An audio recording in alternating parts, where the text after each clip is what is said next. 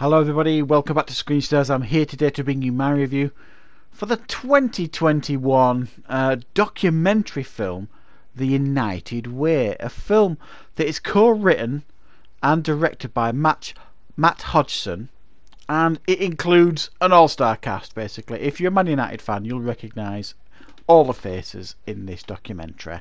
Now, I think for people who are sports fans and are interested in learning more about Manchester United, I mean, it's well documented the history of the club.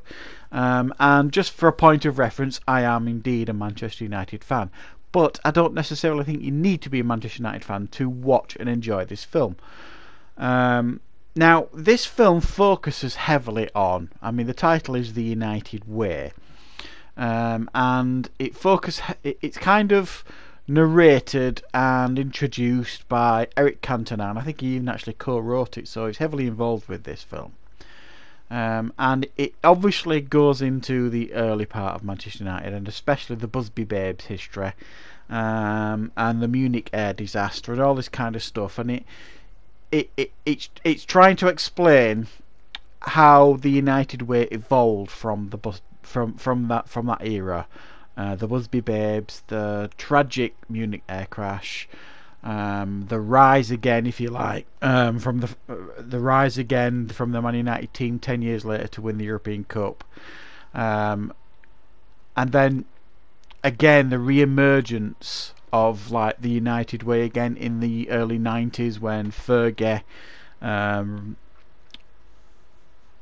promoted a lot of the youth into the first team, like the David Beckham, not Giggs was already in the first team, the Neville brothers, Paul Scholes, Nicky Butt, and he promoted all them into the first team, and everyone thought he'd gone mad because he'd just sold Paul Ince, Mark Hughes, Andre Kanchelskis, and everyone thought there's no way on earth Man United are going to go on and do anything, but obviously that turned out not to be the case. So this documentary focuses heavily, if you like, on certain aspects of Manchester United history, trying to get across what the United Way is. And you hear this a lot with clubs. If you follow the Premier League and football in the UK, you'll hear a lot on people talking on radio stations, Talk Sport, etc. You know, West Ham fans and Tottenham fans and all these other saying, when they're complaining about managers saying they're not playing the West Ham way or the Tottenham way, etc., etc. Some clubs have a very, very identifiable way about the club, and Man United certainly has that history and tradition, and there is a very, very defining way about the club. It's not necessarily the way we play, even though there is a distinct style to that, there has been previously. It's just the club. It's, as it's described in the documentary, it's more like a family.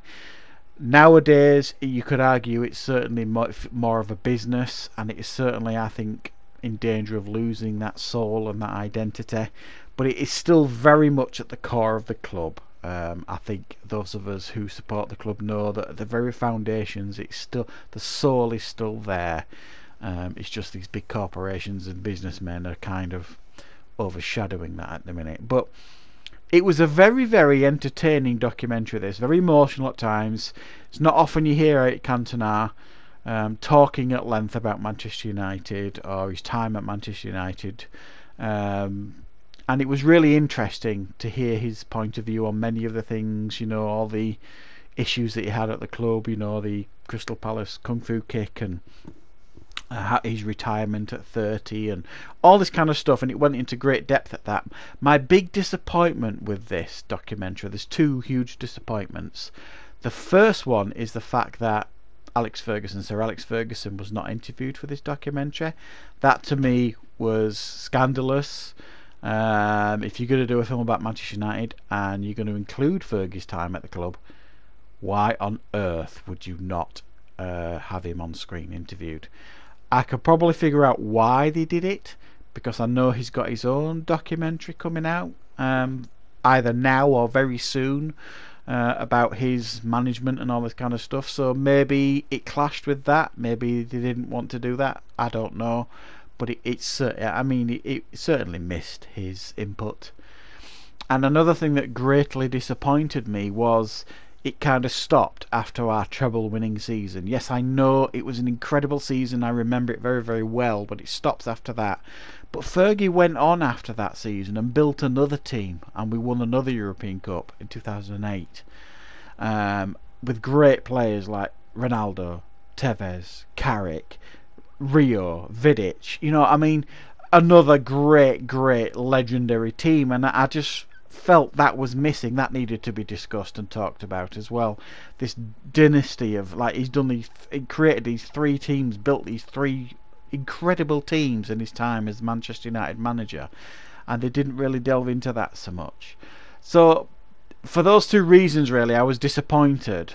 You know, no Sir Alex Ferguson, and it didn't go beyond the treble winning season. But it was a really good film and a really good documentary. It brought back a lot of memories for me.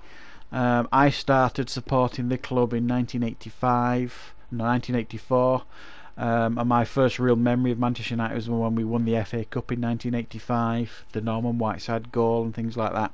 So I've got real fond memories of the club. You know, I love it very much.